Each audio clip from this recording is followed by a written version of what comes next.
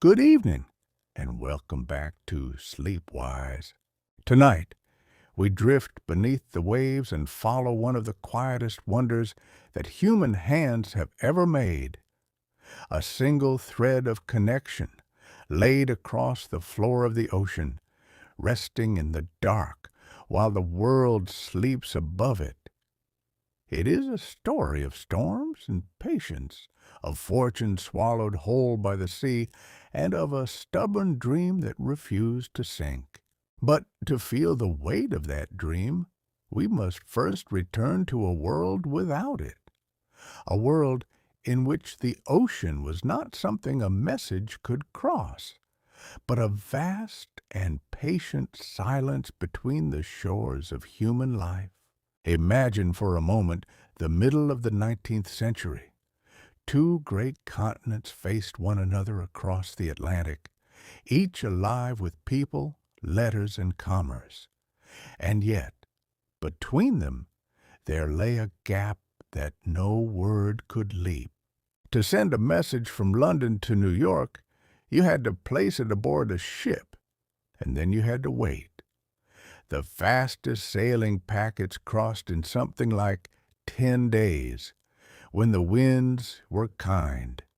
When the weather turned against them, the crossing might stretch far longer, and a question posed on one shore, with its answer returned from the other, could swallow the better part of a month. Think of what that truly meant. A ruler could pass away, a war could end, a fortune could rise or fall to ruin, and the far shore would carry on in perfect ignorance, unaware the world had already changed. The news, when it finally arrived, was not really news at all. It was history, already grown cold on the long voyage over. Every arriving ship, then, was a vessel of the past. It carried not the present, but a portrait of a present that had already slipped away. Merchants weighed their choices on prices that no longer held, and families held their hopes for travelers whose fate was by then already decided. The whole of the Atlantic world lived permanently a few weeks behind the truth, and most people simply accepted this as the natural order of things, unquestioned as the turning of the seasons. Yet a few restless minds had begun to wonder whether it had to be so. What if the distance could somehow be defeated? What if a message might cross that immense gray water not in weeks, but in the space of a single breath? To most sensible people, the notion seemed a fantasy. The ocean was simply too wide, too deep, too wild to ever be threaded by anything as fragile as a human wire, and yet on dry land, something remarkable had already begun to stir, a new kind of quiet magic humming along thin metal lines, and it was beginning to whisper that even the sea might one day be made to speak. If these gentle journeys help you drift, you can follow SleepWise and share it with someone who might like to fall asleep while learning something new. And now, with the night settling in around us, and the old ships still creeping across the dark water, let us begin. That quiet magic on land had a name. It was the electric telegraph, and in the middle years of the 19th century, it was steadily rewriting the meaning of distance. The principle behind it felt almost like a conjuring trick. Along a thin metal wire, an electric current could flow, and by breaking that current in a careful rhythm, a person at one end could send a pattern of pulses to another far away. A tap here became a click there in the very same instant.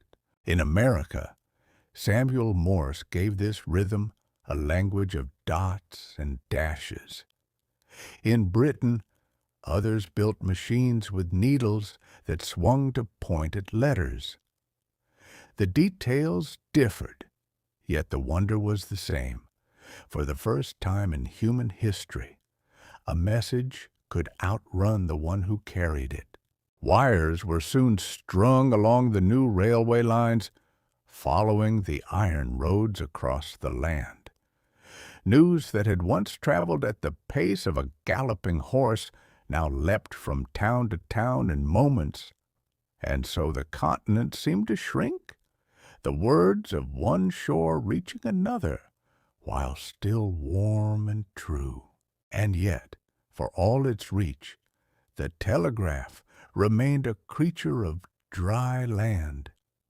Its wires could be raised on wooden poles and mended by any steady hand that could climb to them. Water was another matter entirely. To carry a current beneath a river or a sea, the wire would have to be wrapped in something that could hold the electricity safely inside it. The answer arrived, as answers often do, from an unexpected quarter. A curious substance had reached Europe from distant forests, a natural gum drawn from the sap of a tree called gutta percha. Softened with heat, it molded around a wire, and once cooled it set into a tough, waterproof skin the sea could not spoil. Wrapped in this gum, a wire could at last be lowered into the deep. The first attempts were modest. Short lines were laid across harbors and rivers, proving that a signal could travel beneath the surface. But the boldest test lay across a narrow strip of gray water, where England looked toward France.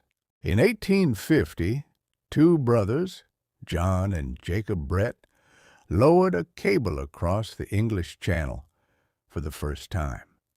It carried a few faint signals, then fell silent at once, for a fisherman, so the story goes, hauled up the rope and cut a piece away, mistaking it for seaweed with a curious golden heart.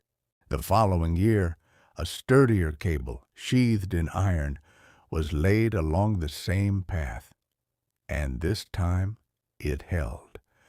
Now Dover could speak to Calais in an instant, across water that had divided two nations for as long as anyone could remember. The sea, it turned out, was not an absolute barrier, only a wider and deeper problem awaiting a bolder solution. And once a channel of some 20 miles had been crossed, a single audacious question took shape in a few restless minds. If a narrow sea could be spanned, then why not a great one?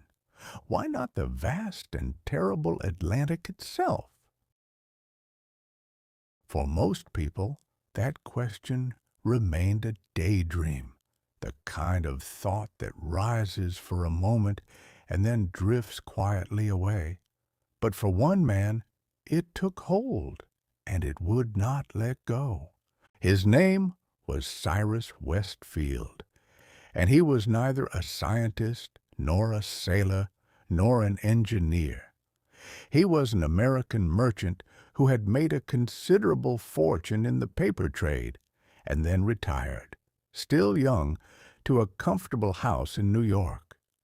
He might have spent his remaining years in ease. Instead, he found himself standing before a globe in his study, turning it slowly, his eyes drawn again and again to the wide blue gap between two continents. The idea had come to him almost by chance. A visitor had approached him about a struggling telegraph line across the wild land of Newfoundland, hoping for his backing. Field listened politely, but as he studied the map afterward, his mind leapt far beyond Newfoundland, If a wire could reach the eastern edge of North America, then why should it stop at the shore? Why not carry it onward, straight across the ocean all the way to Ireland? It was an astonishing leap of imagination. At the time, almost no one truly knew what lay at the bottom of the deep Atlantic. That floor was as unknown as the far side of the moon, a darkness 2 miles down that no eye had ever seen and no line had ever truly touched. To speak of laying a fragile thread across it was, to many sober minds, very close to madness. But Field possessed a rare and stubborn kind of faith. He did not have the knowledge himself, so he went in search of those who did. He wrote to Samuel Morse, the father of the telegraph, and to Matthew Maury, the Navy officer who knew the ocean better than almost any man alive. To his delight, both told him that the dream, however difficult, was not impossible. Encouraged, Field threw himself into the work with a tireless energy that would come to define the rest of his life. He gathered wealthy men around a table and spoke of a wire that would join the old world to the new. He raised money in New York, then sailed to London to raise still more, founding a company to carry the great project forward. He would cross the Atlantic himself many times over in the years to come, back and forth upon the very waves he hoped to conquer, carrying charts and contracts and an unshakable belief. Again and again he would meet delay, doubt, and disaster. And again he would rise the next morning and begin once more. For now, though, the dream was still young and bright, as yet unbruised by failure. The money was gathering, the great men were listening, and a fragile plan was taking shape to sound the deep, to build the thread, and to carry it out into the waiting sea. But before any cable could be laid, one enormous question had to be answered. What exactly was down there in the dark, waiting to receive it? Before a single mile of cable could be trusted to the ocean, the men behind it needed to know the shape of the ground it would rest upon. And here they met a strange and humbling truth. For all the maps humanity had drawn of coastlines and harbors, the deep floor of the open Atlantic remained almost entirely unknown. The trouble was that sounding the deep sea was extraordinarily difficult. To measure the depth, sailors would lower a heavy weight on a long line and wait to feel it touch the bottom. In shallow water, this worked well enough.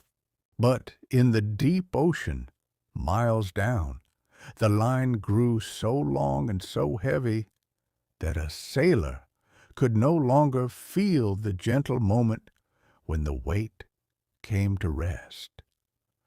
The line simply kept unwinding, pulled onward by its own weight and by the slow drift of the currents. Into this problem stepped Matthew Fontaine Maury, an officer of the United States Navy who had turned a career-ending injury into a life devoted to the study of the sea. Patient and precise, he gathered the logbooks of countless voyages and began to chart the winds, the currents, and the hidden depths as no one had before. Sailors would come to call him the pathfinder of the seas. A clever new device helped his cause. A young officer had designed a sounding tool that carried a detachable weight, one that would drop away the instant it struck bottom, so that only the light line needed to be hauled back up.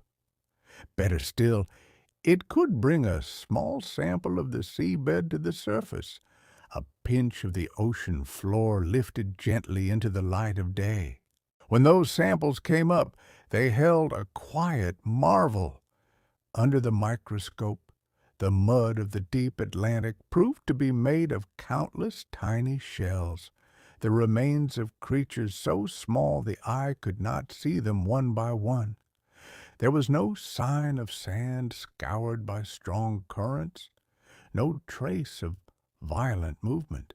The bottom, it seemed, was still and soft and undisturbed. From all his measurements, Maury pieced together something remarkable. Between Newfoundland and Ireland, along the very path a cable might take, the ocean floor appeared to lift into a broad and gentle rise, neither too deep nor too rugged. He gave it a name that must have thrilled Cyrus Field to read: the telegraphic plateau. It was as though the sea itself had prepared a resting place, not too deep for the cable to reach, not too shallow to be torn by ice and anchors, and carpeted in a soft ooze that might cradle the thread as tenderly as a hand laying something precious into its bed. A calm so complete that it seemed almost designed, though nature alone had shaped it patiently across unimaginable ages. Of course, a gentle floor was only half of the challenge. Knowing where to lay the cable was one thing. Building a cable strong enough to survive the long fall into the deep, and yet delicate enough to whisper across an entire ocean, was another matter entirely. And so attention turned from the ocean floor to the thread itself. The cable that would cross the Atlantic had to be a thing of contradictions, strong yet supple, heavy yet able to be coiled, humble in width yet immense in length. To picture it is to understand the strange marriage of delicacy and brute strength that the whole endeavor demanded. At its very heart lay the part that truly mattered, a core of copper, thin and bright, the living pathway along which the electric pulses would travel.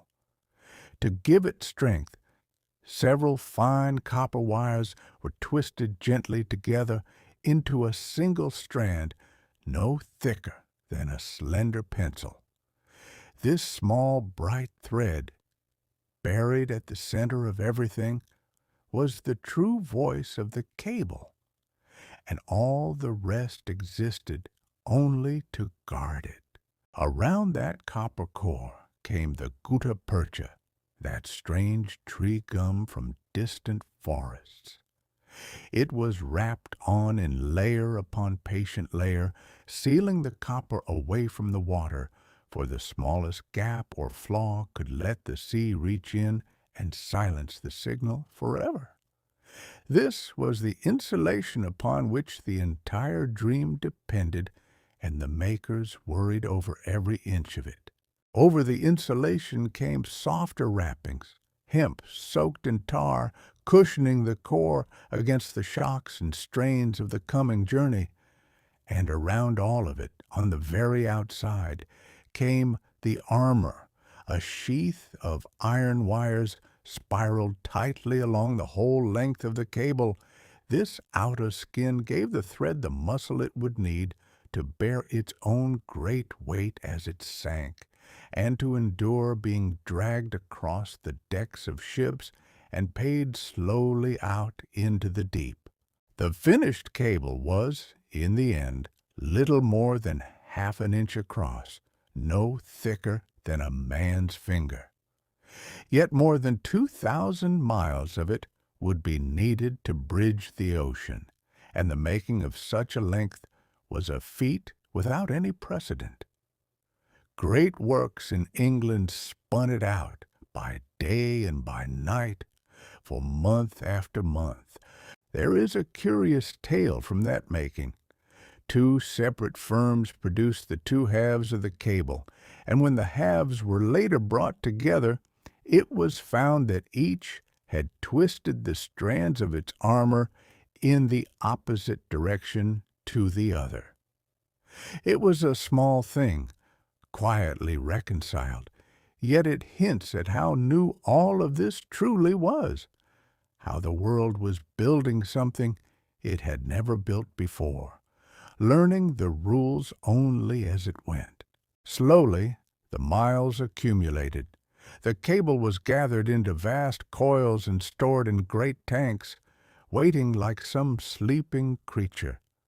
Thousands of miles of copper, gum, tar, and iron wound round and round upon itself, holding within it the hopes and the fortunes of a great many people. At last, the thread was ready. It remained only to carry it out onto the water, to the meeting place in the middle of the sea, and to begin the terrifying work of letting it fall into the dark. The plan, when it came, was bold in its simplicity. Two great ships would carry the cable between them, sharing its enormous weight. One was the Niagara, a mighty American frigate, the other the Agamemnon, a veteran British warship, and between them, in their holds, lay the coiled thread meant to join two worlds. In the summer of 1857, they gathered at Valentia, a rocky island off the western coast of Ireland. There, one end of the cable was carried ashore and fixed to the land. And amid speeches and prayers and a great deal of hope, the ships turned their bows toward the open sea and began, slowly, to pay the line out behind them. It was a delicate business. As a ship moved forward, the cable had to slip over the stern at just the right pace, neither too fast nor too slow, held back by a braking machine so that it would not run wild. Men watched over that machine by day and by night, their hands never far from the brake, knowing that the whole vast enterprise now balanced upon a single, thin and running line. If it slipped out too quickly, precious miles would be wasted into the sea. Yet if it were checked too hard, the fragile thread might snap under the strain. For days it went well enough. Mile after mile of cable sank behind them into the deepening water, and with every mile the mood aboard lifted a little higher. Cyrus Field was there, watching the line go down, perhaps beginning to believe that his long dream was coming true at last. Then, some 380 miles out from Ireland, in water more than 2 miles deep, disaster struck. As the stern of the ship rose upon a swell, a man at the brake, fearing the cable was running out too fast, pressed the machine too hard. The strain was more than the thread could bear. With a sound that those aboard would never forget, the cable parted and its severed end whipped over the side and vanished into the sea. In an instant, it was gone. Hundreds of miles of cable and a fortune with it, sinking silently into 2 miles of black water, far beyond any hope of recovery. There was nothing to be done but stare at the empty ocean where, a moment before, a living thread had been sliding into the deep. The sea did not roar in triumph, nor even seem to notice. It simply closed over the place and lay flat and gray once more, as though nothing at all had happened. The expedition was over for that year. To many, it looked like proof that the whole idea had been folly from the start, a dreamer's scheme swallowed whole by an indifferent sea. But Cyrus Field did not surrender. He gathered his engineers, studied all that had gone wrong, and quietly resolved to try again. The sea had taken the first cable. It would not, if he had anything to say about it, be allowed to take the dream as well. When the ships set out again, in the summer of 1858, they carried with them a new and cleverer plan. Rather than laying the cable all the way from Ireland, the two vessels would first steam out and meet in the very middle of the ocean. There they would splice their two halves together and then part, each sailing for a different shore, unwinding the line as they went. It was an elegant idea, but the ocean had other intentions. Scarcely had the ships reached open water when they sailed into one of the most ferocious storms the North Atlantic could summon. For days on end, mountainous waves battered the little fleet. The Agamemnon, her holds packed with hundreds of tons of heavy cable, rolled so violently that the great coils threatened to break loose and crush the men working around them. Sailors clung to whatever they could reach as the ship pitched and groaned beneath them. Water poured across the decks in sheets. Below, in the darkness of the hold, the precious cable strained against its lashings, while the vessel heaved from side to side, and more than once it seemed the ship herself might not live to see the morning. Yet survive she did. Battered and exhausted, the ships at last crawled out of the storm and made their slow way to the meeting place in mid-ocean. There, upon a calmer sea, the two halves of the cable were hauled up, spliced carefully together, and lowered once more into the deep. Then the ships turned their backs upon one another and began to sail apart, the single thread unspooling between them. It did not go smoothly. Time and again the cable failed, parting somewhere in the dark water, forcing the ships to return to the middle of the ocean and begin the whole delicate ritual once more. Splice, lower, sail apart, and pray. The men were near despair, their coal and their patience alike running low, and then, at last, on what many feared might be the final attempt, the cable held. The Niagara steamed westward toward Newfoundland, and the Agamemnon eastward toward Ireland, and this time the thread between them did not break. Mile after mile the line paid out cleanly into the sea, and with every mile that held, a fragile hope grew a little stronger aboard both ships. On the 5th day of August, the two ends reached their distant shores at almost the very same hour. In a quiet bay in Newfoundland and upon the rocky Irish coast, the cable was carried up out of the surf and joined to the waiting land. Against every storm and every doubt, a single unbroken wire now lay along the floor of the ocean, linking the old world to the new. Two continents, so long divided by that vast and silent water, were joined at last by a thread thinner than a finger. And yet, for a few breathless days, no one on either shore yet knew whether that thread would truly speak. For a little while the great cable lay silent, and the world held its breath.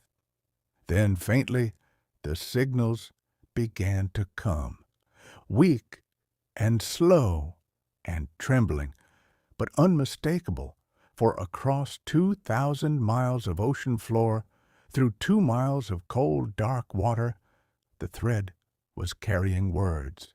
At first The messages were only simple test signals sent to prove the line was truly alive. But soon came something far grander. On the 16th day of August in 1858, Queen Victoria of Britain sent a message of congratulation across the sea to the President of the United States, expressing her hope that the new link might draw the two nations closer in lasting friendship and peace. The President replied warmly, calling it a triumph and voicing his own wish that the wire might serve the cause of peace between the peoples of the world. It seems a modest exchange to us now. Yet the wonder lay not in the words themselves, but in the sheer impossibility of what had just occurred, for a message had crossed the whole Atlantic Ocean in a matter of hours, rather than the long days a ship would need. In truth, the sending was agonizingly slow. The signals were so faint that the Queen's short message took some 16 hours to make its way across the deep. Skilled operators bent low over their instruments, straining to catch the faintest flicker of a needle in the gloom. But it worked, and that to the waiting world was all that seemed to matter, and the world went joyfully wild. When the news reached America, cannon were fired, church bells rang out, and whole cities blazed with light. In New York, a great procession filled the streets, and fireworks lit the night so recklessly that they set the very roof of the city hall alight. Sermons were preached, and poems were written, and more than a few grown men wept openly at the sheer marvel of it. People spoke of the cable as one of the wonders of the age, a triumph of patient human will over the vast indifference of the sea. Pieces of leftover cable were sold as treasured keepsakes, set into rings and ornaments, so that ordinary people might hold a fragment of the miracle in their own hands.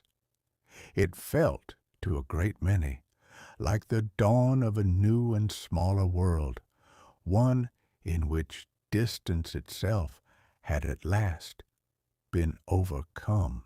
If you are drifting gently as this story unfolds around you, you might follow SleepWise and share these quiet journeys with someone who loves to fall asleep while learning something new.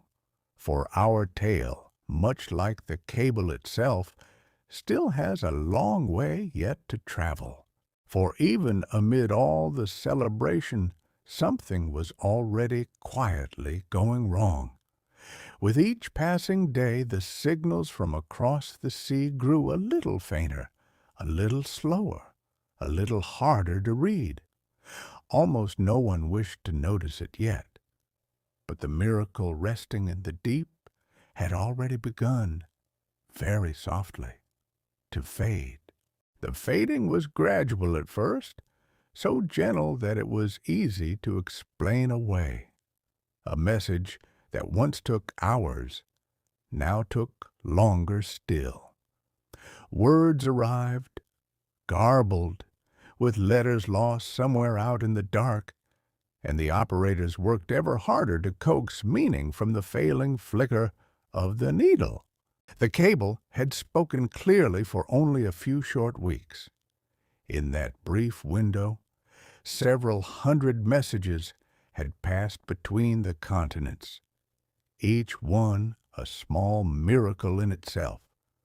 One of them, it is said, arrived just in time to spare 2 regiments of soldiers from being shipped needlessly across the sea, saving a great deal of trouble and no small expense.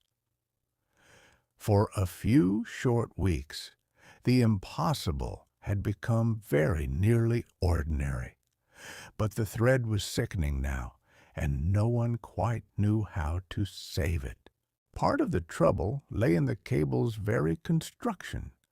The gutta percha insulation, wrapped by hand around the copper core, had never been perfectly whole. Here and there were tiny flaws, places where the sea could press close against the wire, and under the strain of long use, those small weaknesses slowly began to tell. But there was another cause, more human in its origin.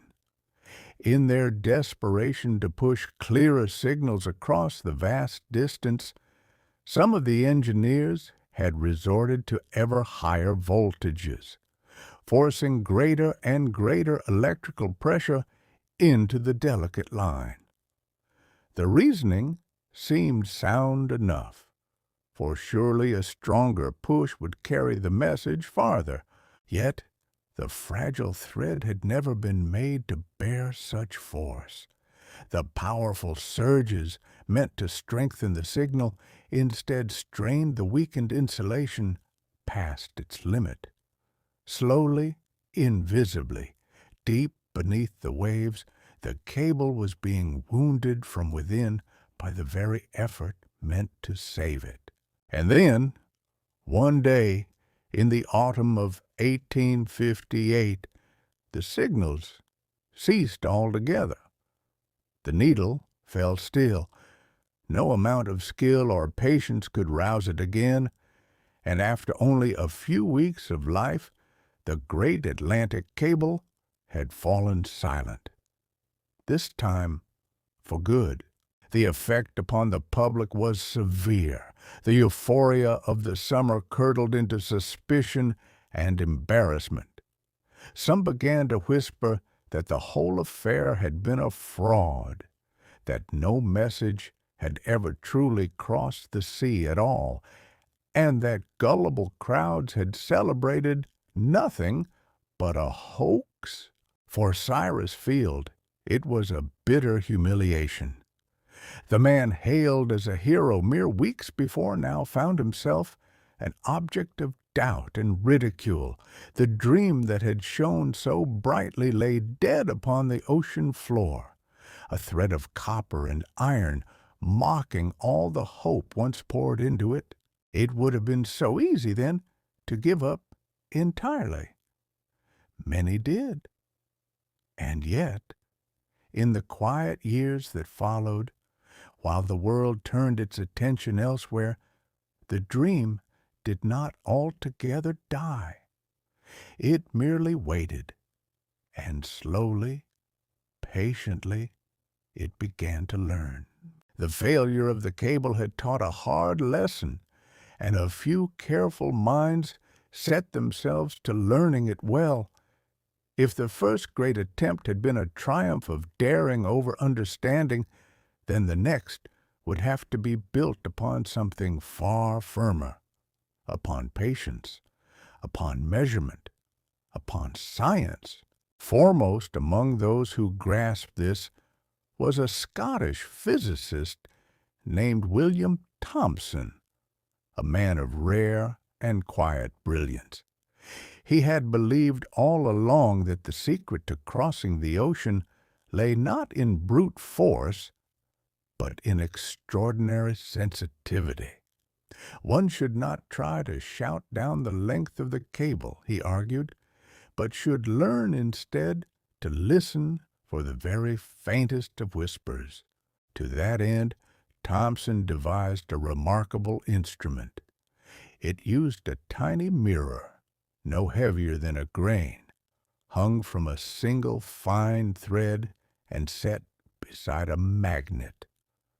When the smallest current passed through the cable, the mirror would turn ever so slightly, and a beam of light reflected from its surface would swing across a scale, magnifying that faint motion into something a human eye could easily read. With such a device, there was no longer any need to force great surges of power through the fragile line.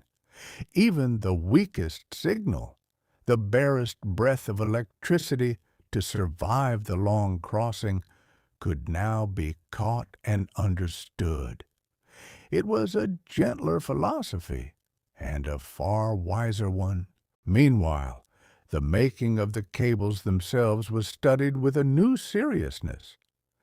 A careful inquiry examined all that had gone wrong before, and out of it came better designs, purer copper, thicker and more trustworthy insulation, and the rigorous testing of every single mile before it was ever trusted to the sea. But the world does not always move at the pace of its dreamers. Even as the knowledge slowly ripened, greater events intervened. Across the Atlantic, in America, a terrible civil war erupted, consuming the whole of the nation's attention and resources for 4 long and bloody years. The cable, for a time, simply had to wait, and wait it did. The years passed by. The war ran its dreadful course and was at last spent, and through all of it, the quiet work continued, the instruments refined, the cable improved, the hard lessons slowly absorbed. The dream had not been abandoned. It had only been growing wiser in the dark. By the time the world was ready to try once more, a great deal had changed. The engineers now understood their task as never before. All that they lacked was a vessel vast enough to carry a whole ocean's worth of cable at once, so that there need be no perilous splicing out in the middle of the sea. And as it happened, such a ship already existed. A magnificent and troubled giant, the largest that had ever yet been built, waiting all the while to find the one true purpose for which it was suited. She was called the Great Eastern, and there had never before been anything quite like her. Conceived by a brilliant and ambitious engineer, she was a leviathan of iron, nearly 700 feet from bow to stern, dwarfing every other vessel then afloat. When she was built, she was by far the largest ship in all the world, so vast that she would hold that title for many years to come. She was driven by both towering paddle wheels and a great screw propeller, crowned with tall funnels and masts, enough to rig her as a sailing ship, besides, a marvel and an oddity all at once. She had been dreamed into being for a grand purpose, to carry thousands of passengers in great luxury all the way to the far side of the world, without once stopping to refuel along the way. It was a bold and beautiful vision. It was also, as things turned out, a slow and painful commercial disaster. From the very beginning, the great ship seemed almost cursed with misfortune. Her launching was troubled and agonizingly slow. Accidents plagued her, she proved fabulously expensive to run, and she never carried the crowds of passengers her owners had so confidently imagined. One by one, those who had invested in her were ruined, and she gained a gloomy reputation as a beautiful and useless folly. And yet, in her very vastness, there lay a hidden gift. For here was a ship so enormous that she could swallow an entire ocean's worth of cable into her cavernous holds all at once. There would be no need now for 2 ships to meet and splice in mid-ocean, no need to divide the precious thread in half. A single vessel could carry the whole of it from one shore clear across to the other in one long and continuous line. It was almost as though the ship had been waiting all along for a task truly worthy of her size. The purpose she had failed to find as a carrier of people, she would discover instead as a layer of cable, a patient servant of the deep. And so the great ship was made ready. Her grand saloons and passenger decks were cleared away, and in their place were built enormous iron tanks, made to hold the coiled cable and keep it cool and safe. Powerful machinery was mounted upon her stern to pay the long line out slowly and steadily into the water behind her. Loaded at last with well over 2,000 miles of the new and much improved cable, thousands of tons of copper and iron and gutta percha, she sat low and heavy in the water, a floating warehouse of hope. What had been a failure as a palace of the seas was quietly becoming something far nobler, an instrument in one of the great adventures of the age. In the summer of 1865, this reformed and repurposed giant turned her bow toward the west and set out once more to do the very thing that had defeated so many before her: to lay a single unbroken thread across the whole dark floor of the Atlantic. At first, the great voyage went well. Day after day, the huge ship moved steadily westward, and the cable slid smoothly from her stern down into the deep, mile upon mile, without complaint. Those aboard began, very cautiously, to hope. Perhaps this time the sea would relent at last, but the ocean is patient in its resistance. Now and then, as the miles unwound behind them, the signals passing through the cable would suddenly falter, betraying some hidden fault in the line just laid. Each time, the ship had to stop, and slowly, painfully, haul the heavy cable back up from the water to search for the flaw. When they examined the recovered lengths, they made a troubling discovery. Small slivers of iron wire had somehow pierced the insulation, letting the sea creep in against the copper within. Whether by simple accident or by some darker hand, no one could ever say for certain. But each time the wounded length was cut away, a fresh splice was made, and the anxious work of laying resumed. Then, when more than 1,000 miles of cable already lay upon the seabed, and the ship had reached a point some 2/3 of the way across to Newfoundland, catastrophe returned. During yet another attempt to haul the line back and mend a fault, the cable, strained far beyond its endurance, snapped. Its end slipped from the ship and plunged down into 2.5 miles of water. This time, they did not simply surrender to the loss. A bold and almost desperate plan was formed instead. They would try to find the broken cable once more, far below on the ocean floor, and lift it gently back to the surface. It was an astonishing thing even to attempt, like trying to fish a single lost thread from the bottom of a darkened well 2 miles deep, using nothing but a hook on the end of a very long rope. Again and again they lowered great grappling irons down into the abyss and dragged them slowly across the bottom, feeling blindly for the cable in the dark. And astonishingly, more than once, they actually caught it. The hooks bit, the strain came on, and the cable began to rise. But each time, before it could reach the surface, a rope or a shackle would give way, and the hard-won prize would fall back into the depths. At last, their ropes exhausted and their supplies running low, they were forced to abandon the search.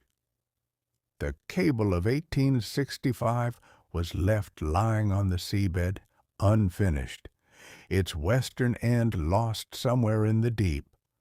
Once more the great ship turned for home without her triumph. And yet the mood aboard was not the black despair of years before. They had come so very close. They had proved that the great ship could indeed lay the line, and even that a lost cable might one day be found again. Before they left, they carefully marked the place with a buoy, a small and stubborn promise bobbing upon the empty sea. They would be back, and back they came. In the summer of 1866, the Great Eastern set out yet again from the Irish coast, her holds filled with a fresh and even better cable. The hard lessons of every past failure had been folded carefully into this new attempt. The men aboard were seasoned now, no longer dreamers, but veterans of the deep. This time the sea seemed almost to yield. Day after day the cable ran out smoothly and cleanly behind the great ship, the signals flowing back to Ireland strong and clear the whole way. There were no snapped lines, no frantic grappling, no terrible storms to nearly end them, only the steady, patient unspooling of the thread into the deep. And then, one quiet day in late July, the Great Eastern came at last within sight of Newfoundland. The end of the cable was carried ashore to a small harbor with a most fitting name, Heart's Content, and joined there to the waiting land. After 12 long years of striving, of ruin and ridicule and loss, a living cable now stretched unbroken across the whole Atlantic. For Cyrus Field, who had crossed this ocean more times than he could easily count, and borne more disappointment than most men could carry, it was the vindication of an entire lifetime. This time it did not fade. This time the signals came through clear and strong, and stayed that way. The connection held, day after day and week after week, as though the ocean had finally consented to keep the secret it had swallowed so many times before. But the story was not yet finished, for out there in the middle of the ocean, lying lost upon the seabed, was the broken cable of the year before, abandoned but never quite forgotten. And now the weary men resolved to do something almost beyond belief. They would go back and raise it from the dead. The great ship steamed out to the marked spot and began once more to grapple in the deep. For days they dragged their hooks across the bottom 2.5 miles down, searching in the blackness for a thread no thicker than a wrist. It was slow, maddening, exhausting work, and time after time the cable slipped their grasp. But at last they caught it, and they held it. Slowly, tenderly, they raised the lost cable of 1865 up through 2.5 miles of water until it broke the surface into the light of day. And when they tested it, a quiet marvel was revealed, for the old cable was still alive. Its heart of copper still carried a current faithfully after a whole year abandoned in the dark. They spliced fresh cable onto that recovered end and carried it, too, all the way to Newfoundland. And so, where for so long there had been no connection at all, there were suddenly 2 working cables joining the continents. The ocean had been crossed, not once, but twice over. And this time, the world it joined would never truly be separate again. What followed was a quiet transformation of the entire world. Once the Atlantic had been conquered and seen to stay conquered, the old doubt that had haunted the enterprise simply melted away. If a cable could cross that vast and terrible ocean, then surely it could cross any water at all. And so, in the decades that followed, it did. Cable ships fanned out across the globe, laying their patient threads along seabed after seabed. Lines reached down to connect Europe with Africa and onward to India and to the far distant shores of Asia and Australia. Beneath the waves, a great web was being woven, strand by strand, until scarcely a corner of the earth remained truly out of reach. In time, even the widest ocean of all, the great Pacific, was spanned. And when that final gap was at last closed, something wholly unprecedented in human history had come to pass. A message could now travel the entire way around the world, from one side clear back to the other in a matter of minutes, where once it would have taken many long months.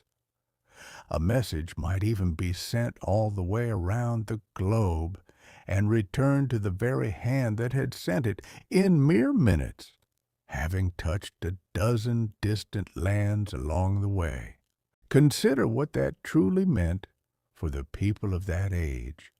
A merchant in London could learn the price of goods in a far-off port before the sun had set. A newspaper could carry word of some distant event while it was, in a sense, still happening. The world had been laced together into a single, listening whole. Great cities became the beating hearts of this new network, humming with countless messages passing endlessly beneath the sea.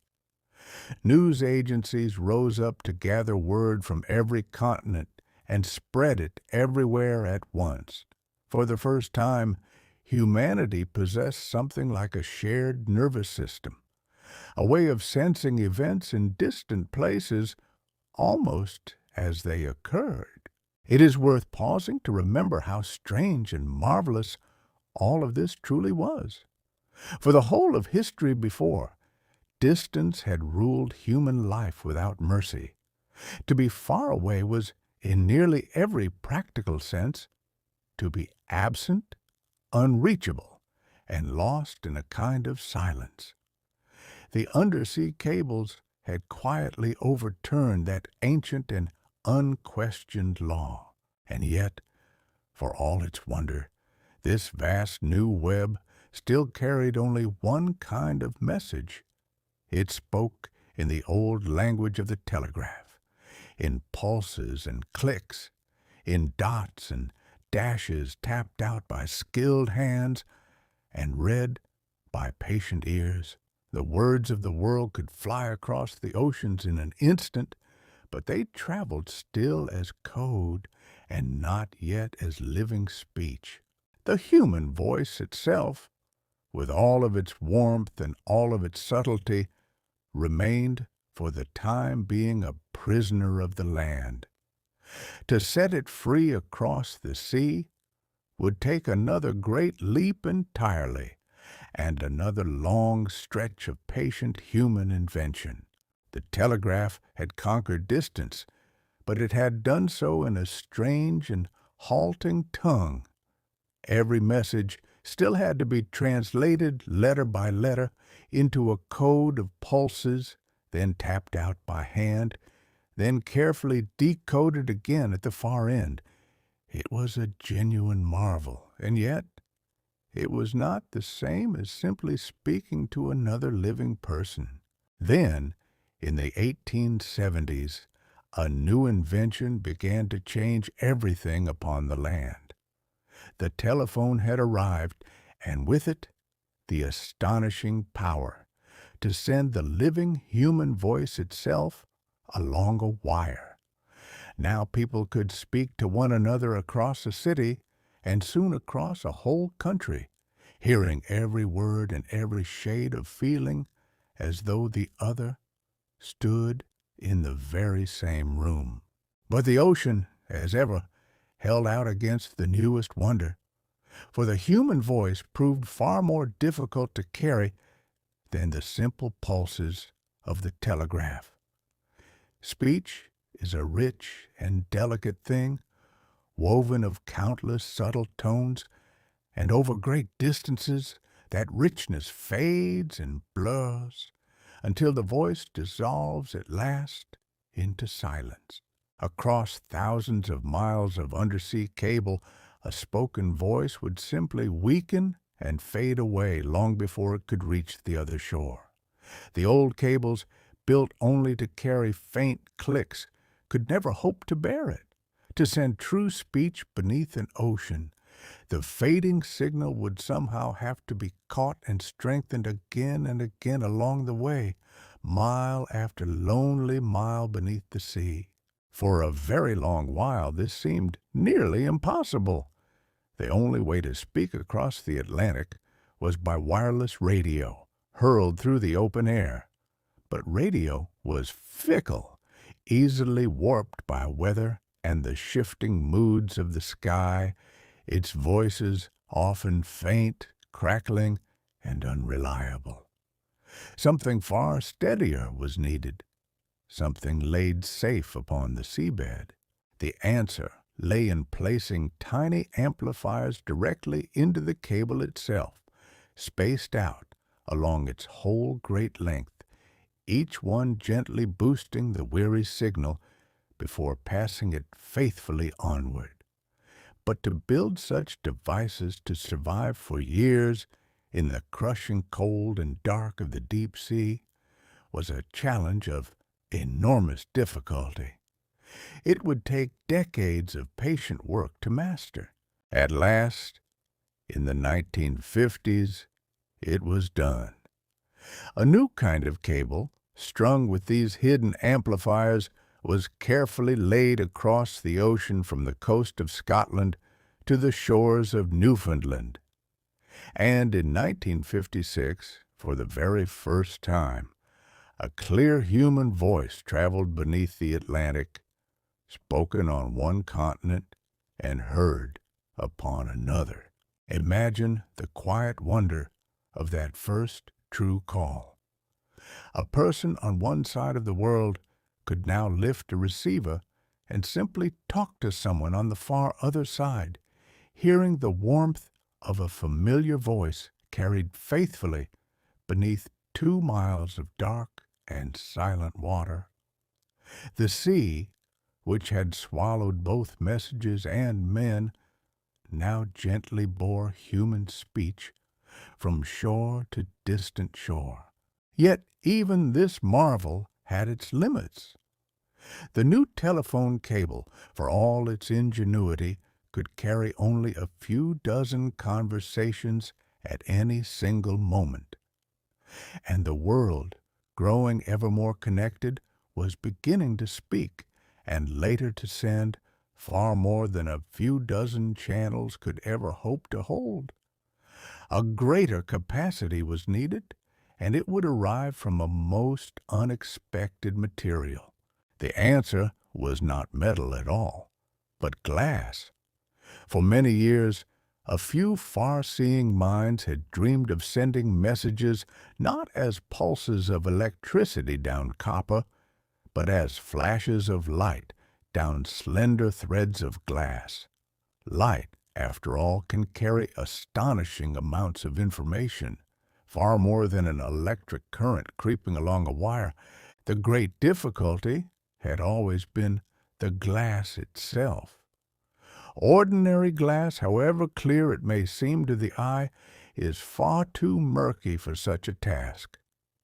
Send a beam of light into a long rod of it, and the light would fade to nothing over a short distance, absorbed and scattered by the countless tiny impurities hidden within. But in time, patient makers learned to craft glass of an almost unearthly purity. They drew it out into fibers finer than a single human hair, so wonderfully clear that a beam of light could travel through mile upon mile of it and still emerge bright at the far end. So pure was this new glass that a window made of it might be many miles thick and yet remain as clear to the eye as an ordinary pane. The leap in what this could carry was almost beyond comprehension. Where the old copper cable had borne a few dozen voices, a single pair of these glass fibers could carry many thousands of conversations at once, and soon far, far more than that. It was as though a narrow country lane had, overnight, become a vast and shining highway. In 1988, the first such cable of glass was laid across the Atlantic, following the very same deep path that Cyrus Field's copper thread had first pioneered so long before. But where his cable had struggled to carry a single word at a time, this new one could carry the conversations of tens of thousands of people all at once upon beams of gentle light. It was the dawn of an entirely new age, though few at the time could fully grasp it. These humble threads of glass laid quietly along the ocean floor were about to become the great highways of a coming world, one in which very nearly everything in time would travel as light beneath the sea. For the vast flood of information that was coming, a flood we would one day simply call the Internet, would need rivers far wider than copper could ever hope to provide. And it was down these shining strands of glass, resting patiently in the cold and the dark, that almost all of it would come to flow. But how does a beam of light travel down a thread of glass for thousands of miles without simply leaking away into the sea? It is a lovely question, and the answer is a quiet piece of natural magic, one that happens each time light meets glass at just the right angle. Picture the fiber not as a single strand, but as a thread within a thread. At its very center runs a fine core of glass, and wrapped snugly around that core is a second layer of glass, ever so subtly different from the first. Light sent down the core races along until it reaches the boundary between the two, and there something rather graceful occurs. When the light strikes that inner boundary at a shallow enough angle, it does not pass through and escape. Instead, it reflects perfectly back inward, as though the wall of glass had become a flawless mirror. Again and again, the light bounces gently from side to side, always turned back into the core, carried onward down the fiber, even as it bends and curves through the deep. This quiet trick has a name. It is called total internal reflection, and it is the secret that keeps the light forever traveling forward, held in the heart of the glass, unable to wander off into the dark water all around it. It is a little like a ball rolling down a long hallway of mirrors, forever glancing off the walls and yet never leaving, always ushered gently onward toward the distant end. Down this shining path the messages fly, not as words or as pictures, but as tiny flashes of light. A flash for this, a darkness for that, on and off, many billions of times in every passing second. In that blinking rhythm lies every letter and every call, every song and every image, all of it dissolved into a stream of gentle pulses racing through the glass. And yet, even the purest glass is not quite perfect. Over hundreds of miles, the light does slowly grow dimmer, its brightness fading little by little as it travels. Left entirely alone, it would in time fade away to nothing, just as the old voices once did, long before ever reaching the far shore. So, all along the cable, at regular intervals across the empty ocean floor, sit small devices that quietly tend the light. As each weary pulse arrives, dimmed by its long journey, these faithful guardians give it fresh strength and send it onward, bright once more.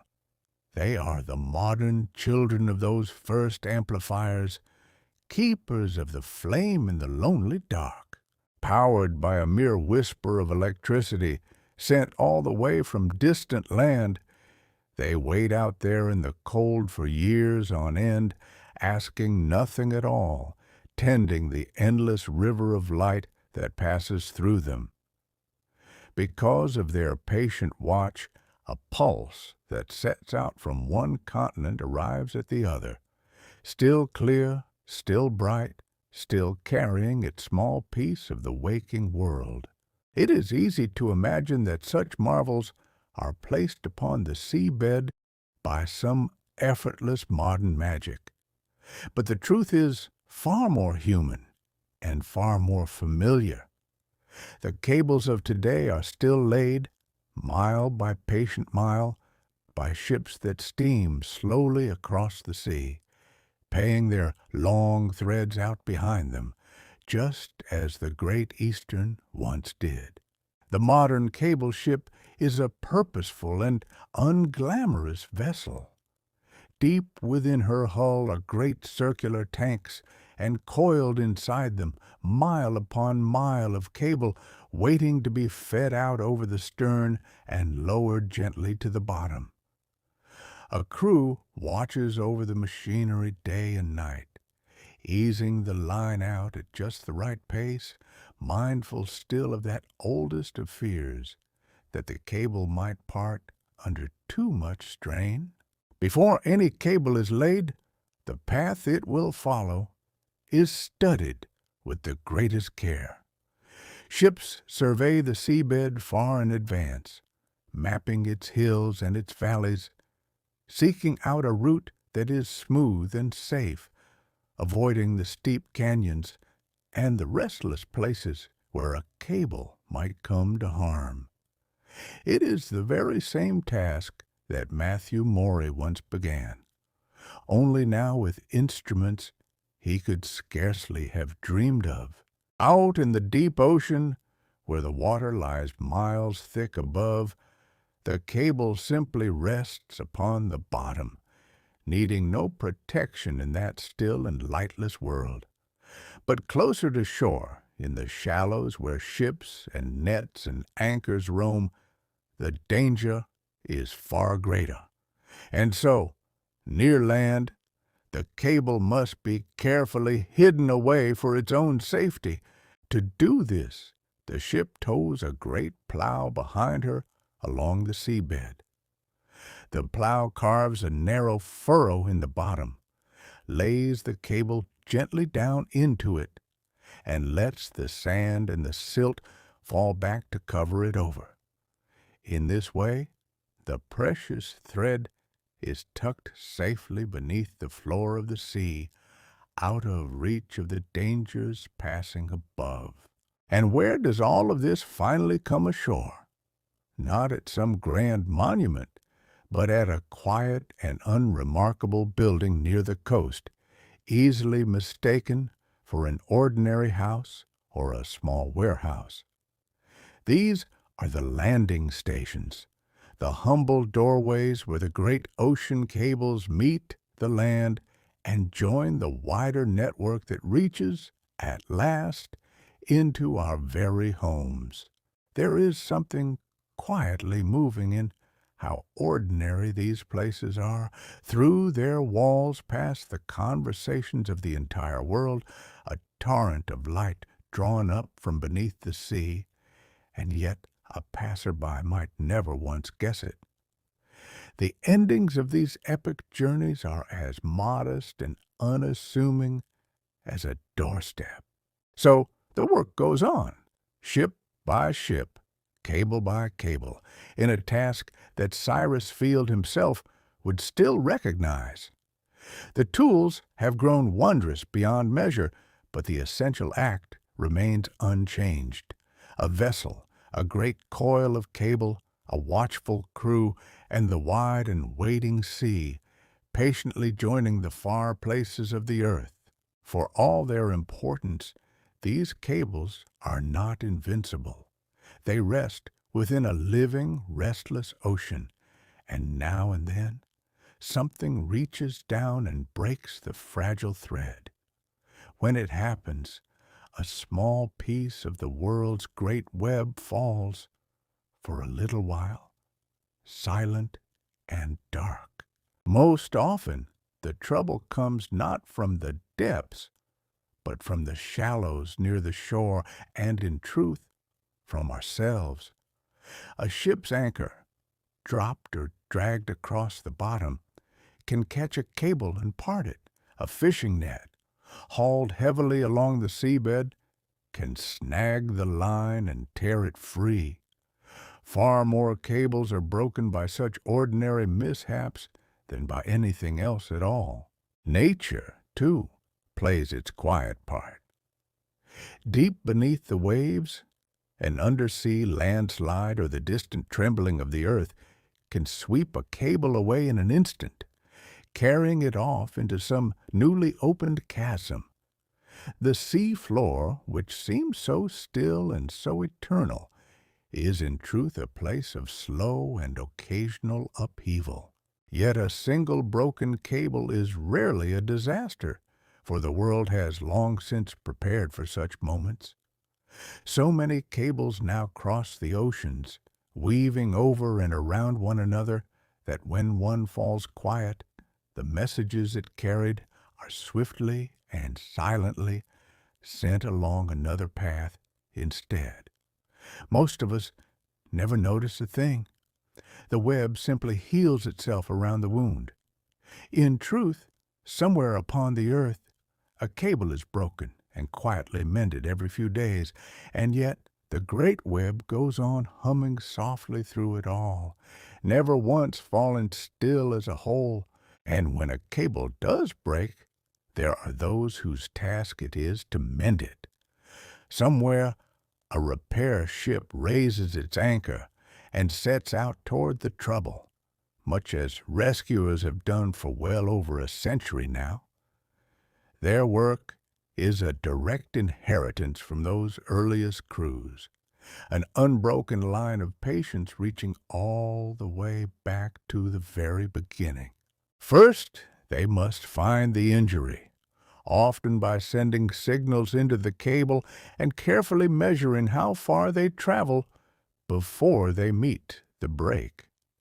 Then, having found the wounded place far below, they lower a grappling hook down into the deep to catch the cable and raise it gently toward the surface, exactly as the men of the Great Eastern once did. The broken ends are lifted. A fresh length of cable is spliced in to replace the ruined part, and the mended line is lowered once more to its resting place upon the floor of the sea. Then the ship sails quietly away, its labor unseen and unsung, and the light flows on through the healed thread as though it had never once been interrupted.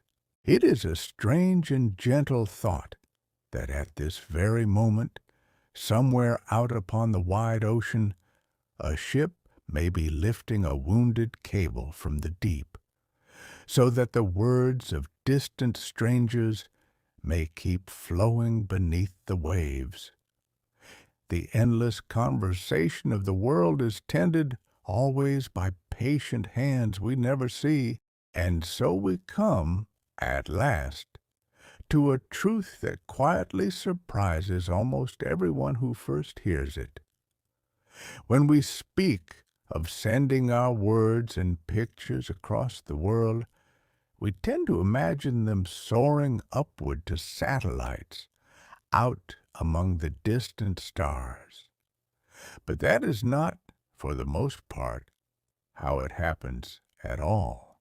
Nearly all of it, very nearly every message that crosses an ocean, travels not through the sky, but through the sea.